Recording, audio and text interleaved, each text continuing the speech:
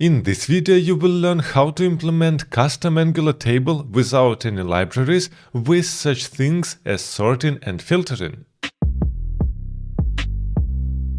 Really often you need to implement a table inside Angular and you might think, okay, I need a library. For example, you could take tables from Material UI, but the main point is that you must understand their documentation. Sometimes it's not flexible enough and it is easier to support your own code. Additionally, if you don't have lots of tables but just one, it makes a lot of sense to implement it on your own because it is not that difficult. This is exactly what we want to do in this video. As you can see here, I already prepared an API, localhost 3004/users, where we're getting an array of our users. We have here ID, name and age, and this is exactly the data that we want to render inside our table, which we will render in our module users table. This is why here I already prepared an empty project. You can see I don't have anything, and now I want to create a new module. Why new module? Because we want to completely isolate our feature with users table inside a module. So let's create here a new folder users table, and inside our module users table module ts. Now inside let's create ng module, and inside our imports we want at least to register common module. In this case we can use things like ngif and ng4 inside our components. Now here we must export our class, which will be users table module. So our module is there, now we must create our component. This is why here let's create new folder components, and inside at least we must create a root component users table, and later we can create more components if we need to. So here is our folder users table, and inside we will have users table component HTML, users table component TS, and users table component SCSS. Now let's write something inside our HTML, for example, users table, and let's register our component. So here we have a decorator component, and we can say that we have here a selector, for example, users table. After this, we must provide our template URL, which we just created, and it is users table component HTML, and also our style URLs. And here it will be users table component SCSS. And we must export here our class, which will be users table component. Now we must register this component inside our module. So let's jump in our module, and here inside declarations we can register our users table component.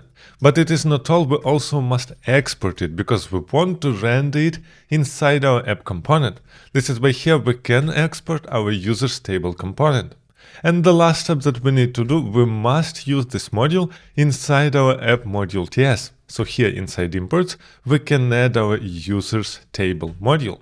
And it allows us inside our app component HTML to render our component.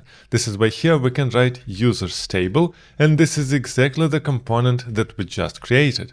Let's check in browser. As you can see, we don't have any errors, and here is our component user tables. It is rendered, which actually means we successfully created a module and a component inside. Now we can start to implement our table, but actually I want to start with the interface, because as I already said, we want to get from the API this interface for this object, and this is actually a user.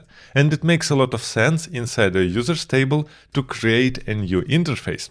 This is why here let's create a new folder types and new file for user interface ts. And here we can export our new interface, which will be our user interface. And as you can see inside, we have ID, which is a string, name is string, and age is a number.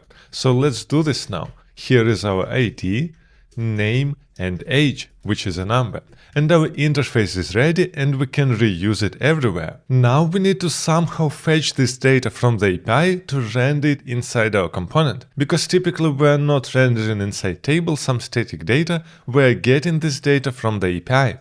This is why here inside our users table we can create services. And here we need new service, for example users.service.ts, where we will fetch our array of users. So here we must register an injectable service, and let's export here our class, which will be user service. Now inside we need just one method, which will be getUsers, and this method must return for us an observable of our array of users. This is why here let's write that we are getting back an observable of user interface array. This is why it is really nice that we created this interface, because we can reuse it everywhere. As we want to fetch data, we must use HTTP client. This is why here inside constructor we must inject HTTP client, and we are getting it from HTTP client. Now inside our getUsers we can prepare our URL, and as you already saw, our URL is localhost 3004/users. And now here we just want to return an observable. This is why here HTTP client.get, and we are providing inside our URL, and we don't need any options. And as you can see here, we are getting an error that type observable object is not assignable to observable user interface, because by default HTTP client get is giving us back an object, and here we want to specify that we are getting back a user interface array. In this case here we are getting the correct data, and it is typed correctly. So our service is ready. Now we must register it inside our module. This is why here we can create providers and throw it here. It will be our user service. And now we can fetch this data on initialize inside our users table component. For this we must add here implements on init and create ng-on-init function. So here ng-on-init, and we want to fetch this data here. But for this we must use constructor in order to get our user service that we just created. So here is our user service, and now we can fetch this data inside ng-on-init, and it will be this user service, and here is our method getUsers, which is giving us back an observable. This is why here we can use subscribe, and we are getting here users, and now we can assign them to some property. This is why here we can create a property which is called users, and we know that this is array of user interface, and by default we can set it to empty array. After this, inside our subscribe we can simply assign inside this users our users that we got from the API. Let's check if it's working. For this I will simply write here console log this users, and then on initialize we must get here in browser our array. And as you can see, this is exactly our array from the backend. We can see it inside console, and inside network we can see the request, which is 200, and it is localhost 3004/users, which actually means we successfully implemented fetching of the data from our API. Now let's start to render our table. This is why in our HTML we can simply write table, and inside we want a standard markup of the table from HTML. So here we have our head and then body. And inside our head we must have a row with all our cells of the header. So here we will have table row, and inside we want th, but we need to render it in the loop. So essentially here we want to render all our columns. But what columns do we have? We didn't specify it. This is why here inside our TS file we must create all our columns. So what I want to do on the top, I want to write that we have columns, and this is just array of strings. So here we can write we have ID, then name, and then age. These are exactly properties that we want to render inside our table. And now we can use these columns to render our markup. This is why here we have th, and we can write here ng for loop, and here we are getting our column of columns, which is an array of strings. And now inside we can simply render this column. As you can see in browser, we successfully rendered ID, name, and age, which means it is working correctly. Now after our head we want to render body, and inside body we want to render our rows, and essentially for every single object inside our array we want to render a row, which actually means we want ng for loop for every single row. And here we can write ng for, and here we are getting every single user of our array of users. And now inside for every single user we want to render several cells. This is why here we have td, and it also must be a loop. And here we have exactly the same loop like in the headline. It will be let column of columns. And inside this TD, we can render information from the user. So here we will have our user and here column. And just to remind you, here we're getting the user, this is this object, and the column will be either ID, name or age. And we simply render this information. But here we have a problem. Let's check the terminal. Here we're getting an error. Element implicitly has an any type because expression of type string can't be used to index type user interface. What does it ever mean? We're rendering here our user, and this is user interface, and our column is a string. And actually, user and this string is not defined in any way. And typically, if you use such construction, it must be a key of our user. And here it can be any string. This is why it is not valid TypeScript. But there is a really easy way to fix that. We can simply jump inside our TS file, and instead of string array here, we can write it another way. We can say that this is an array of key of user interface. And as you can see, we don't have any errors because these are essentially all the keys of our user interface. And now our columns is key of user interface. And as you can see now, we don't have any errors because this code in HTML is completely valid because every single column is essentially the key of our user. And as you can see in browser, it is working totally fine because we successfully rendered the content of our table and every single object is there. But now I want to style it a little bit. This is why here inside our SCSS, let's create first of all users table. And here I want just to set table layout to fixed, then width to 100% and border collapse to collapse. Also I want to style every single cell. This is why here users table cell. And here inside I want first of all to put some border, for example 1 pixel, solid, of this color, also text align left and padding 8 pixels. Now let's use the styles inside our markup. So here inside our table we can add a class and it will be users table.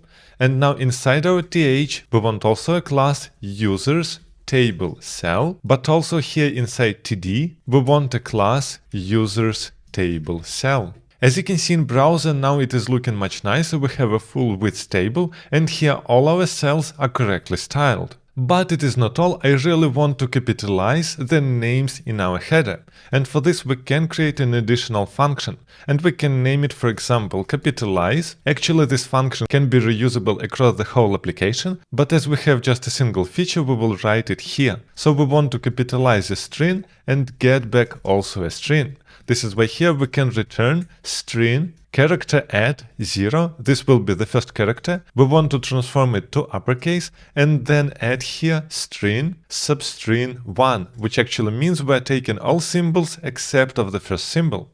And now inside our HTML, instead of this column in th, we can use our capitalize function where we're providing a column. And as you can see in browser, all our headlines are capitalized. So we successfully fetch data from the API and render them inside the table. But typically you also want to sort this data, and every single time when you click on the headline, you want to refetch data which are sorted differently. This is exactly what we want to implement. But for this I want to create a new type. For example, here we can say that we have a sorting interface TS, and inside we want to define what is sorting. This is why here let's create an interface sorting interface, and it has a column which is a string and also an order, and order can be either ascending or descending. And with that sorting interface we can now create a property inside our users table component. So here on the top let's create a default sorting. So we can say that we have a sorting property which is a sorting interface, and by default we are sorting column ID. This is why here we have column ID, and here is our order, and our order will be ascending. This is exactly what you see here on the start. And now inside our HTML, here after the capitalized column, we want to render arrow down or arrow up depending on our sorting. This is why here we want to provide a span, and inside we can render a UTF-8 symbol, and write here ngIf. And actually here we want to check if we have a descending sorting. So is descending sorting, and we're providing inside this column, which actually means we're rendering this span only when this specific column is sorted in descending order. Now we must write exactly the same, but for ascending order. So here inside span, I have an arrow up, and here let's write one more ngIf is ascending sorting, and here inside we're providing our column. And now we must create these two functions which will accept a column. So here on the bottom, let's create is descending sorting, and here we're getting inside a column, and this is a string. And back we want to return a boolean. Now here we want to compare this sorting dot column, and this is exactly the sorting that we already have, and we're comparing if our column that we provided inside this function is exactly what we are sorting. And we want to check here this sorting order, and it must equal descending. So if we are sorting this specific column and it is descending, then this function will return false true. Now here we can copy paste this function and change it to ascending order. We're getting here column and we're returning boolean, and the only difference is that here we have ascending. Let's check if it's working. As you can see in browser, now we have this arrow top because we are sorting our table by ID and it is ascending. But actually it is not true because we are simply calling our localhost 3004/users and we don't provide any sorting there. Yes, we are getting data in exactly the same format, but we must provide inside our fetch function a sorting. This is why here I want to put our fetch in additional function, for example fetch data, and this function must return void. And now we have our subscribe inside. And now inside ng-on-init, I want to call this fetch data. And now here inside get users, I want to provide our sorting. It will be this sorting, and luckily it is never empty. Now let's jump inside this get users function, and we know that we always are getting here sorting, which is the sorting interface. And now here inside our URL, we can provide this sorting because our data will be always sorted. So here we can set that we have a parameter _sort and it equals sorting.column. And additionally we have here _order and it will be a property sorting.order. This is exactly how sorting is provided in this API. Let's check this out. I will just open inspect and jump to the network and will reload the page. And now as you can see, we don't call just /users, but also sort ID and order ascending. And now it is completely valid and we are getting our data. The next step here will be to change our sorting. And for this we can jump back inside our component, inside HTML, and here we will click on our th, which actually means here we want to provide a click event, and it will be sort table, where inside we're providing a column, because we want to know by what column we want to sort. So now we need to implement this sort table function. So here inside our file we have sort table and we're getting here column that we want to sort. But it is not that easy. Why is that? Because actually maybe we already are sorting by this column and it is already descending or ascending. Or maybe we are not sorting this column. We need to check all this stuff. This is why here what we want to calculate is future sorting order. This is an order what we want to apply. This is why here let's create a property future sorting order, and what we want to check is this is descending sorting, and here we're providing our column. In this case we know, okay, we have this current column and it is sorted descending. If it is sorted descending, then we want to apply here ascending. In other case we're applying descending, which actually means with the help of this function we can know what is our future sorting. And now after this we can simply change our property this sorting. And what we must provide here is our column and secondly our future sorting. So here we will have our order, which is a future sorting order. But it is not all. After this we want to call our this fetch data to refetch our data from the backend. And as you see here we will use this sorting property, which means we wrote it correctly because we updated sorting property before we called fetch data. Let's check if it's working. I will just reload the page and hit on AD. And voila, as you can see our AD property is sorted descending. Now we can click on the name and it is also resorted correctly, which actually means we update our sorting property and we refetch data from the API and our table is being re-rendered, which actually means we successfully implemented sorting in our project. And the last thing that we need to implement is obviously filtering of our table. And our filtering must also go through API, because we might have lots of data and we don't want to filter client data, we want filtering on the backend. This is why here we want to use reactive forms, because it will be easier to implement a form and an input. This is why here what we must do, we must jump inside our module, and inside our imports we want to add reactive forms module. Now we must jump inside our component and inject inside our constructor new property, which will be private, FB, and this is our form builder. Now here we can create our form, so let's name it search form. And here we can use this FB and we have non-nullable. And it means that we will have the form which can't be null, and inside we are providing our controls. And here we will have just a single property search value, and by default it will be an empty string. Now let's write a markup for our search form. So inside our HTML, somewhere before the table, we can create this search bar. So here I will just create a div, and inside the div we will have our form, which actually means this is just a form for the search. And here we must provide a form group, and it will be exactly the form group search form that we just created. And here we also have ng-submit event, and here we must create onSearchSubmit function. Now inside this form we need an input, so here will be input type text, placeholder search, and form control name is exactly the property which binds this specific input to our reactive form, and here we must set it in search value. Now let's implement our onSearchSubmit function. So here just inside our TS file we can create onSearchSubmit function, and here we want to console log our search value, and it will be this search form dot value dot search value.